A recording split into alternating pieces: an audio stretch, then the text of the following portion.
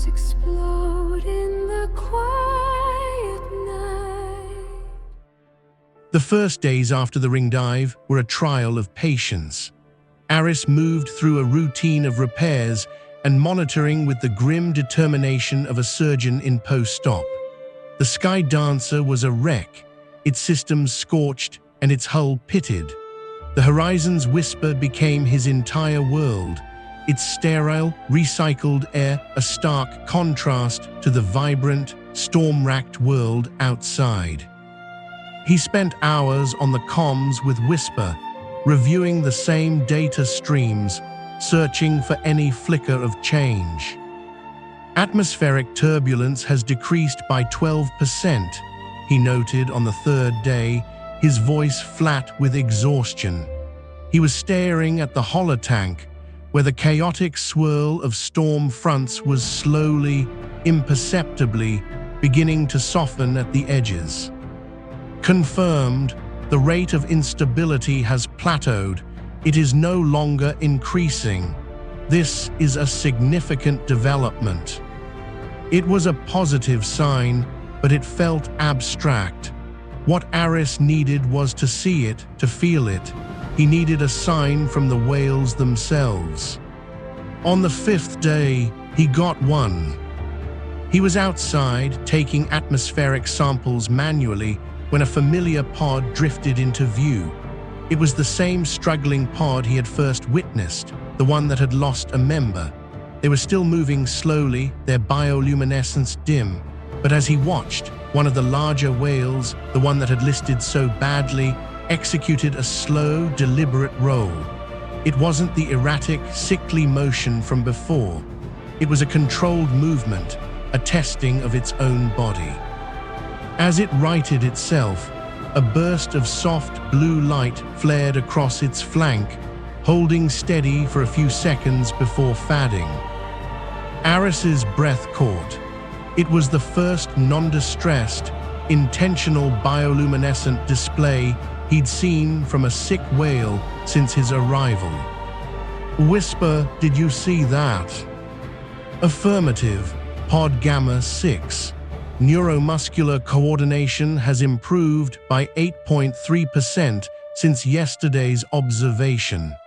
Ethylotoxin concentration in their atmospheric wake has decreased by 22%. The numbers were finally matching what his heart dared to hope. The poison was leaving their systems. They were healing. Emboldened, Aris decided to expand his observations. The turtle reef itself was on the move, its glacial journey carrying it on a slow northeasterly current. He requested Whisper to deploy a mobile sensor buoy, attaching it to the reef's shell to create a moving weather station. As he worked, securing the device to a rock-like outcropping, he noticed something strange. The reef's pulse, the deep thrum he felt through his boots, seemed to have changed. It was subtle, a slight quickening of the rhythm, a new, higher frequency vibration underlying the deep bass note. Whisper, are you reading this? The reef's biosignature. Scanning, heart rate has increased by 4%. Neural activity shows a marked uptick in the frontal ganglia. It appears to be responding to the changing atmospheric conditions. Aris placed his hand flat on the warm, moss-covered shell. It knows, he murmured. It knows the sky is healing. The idea that the entire island, a creature of such immense age and scale, was aware of the fate of the sky whales was a humbling thought. It spoke of a planetary symbiosis far deeper than he had imagined. Over the next week, the evidence became undeniable. The recovery was spreading.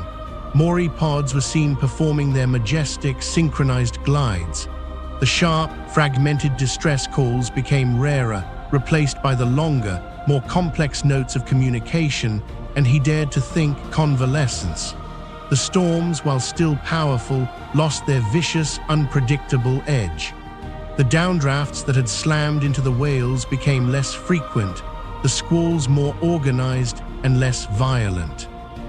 Aris found himself spending more time on the observation deck of the Whisper, not with a scanner in hand, but simply watching.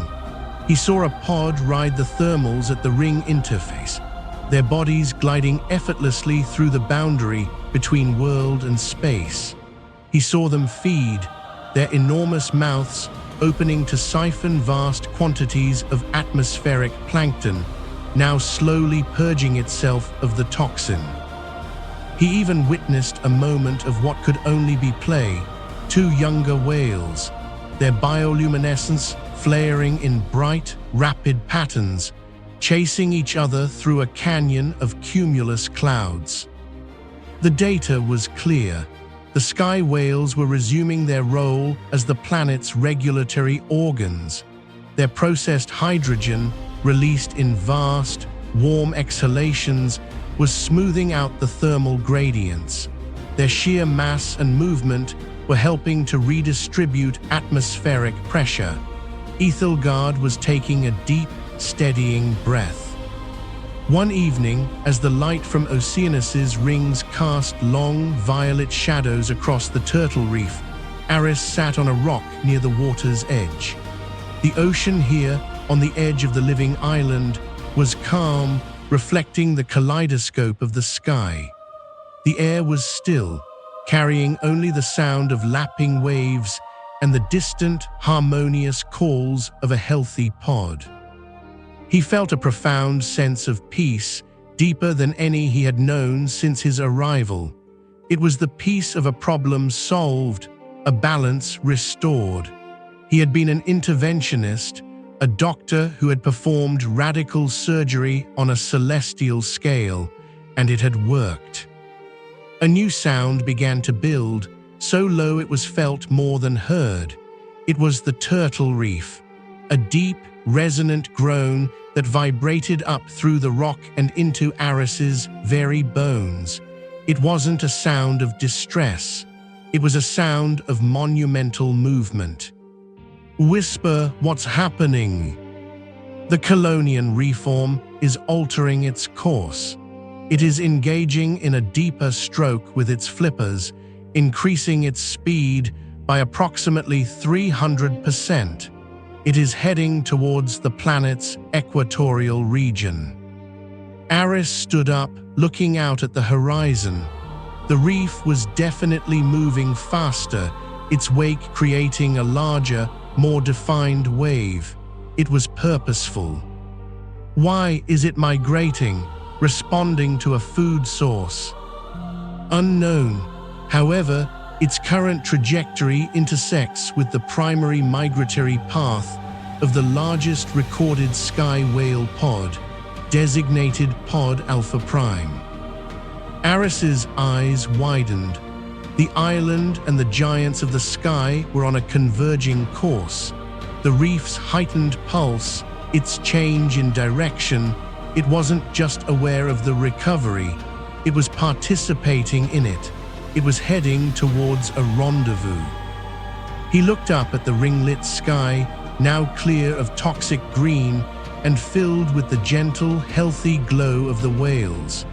The healing was not just a biological process.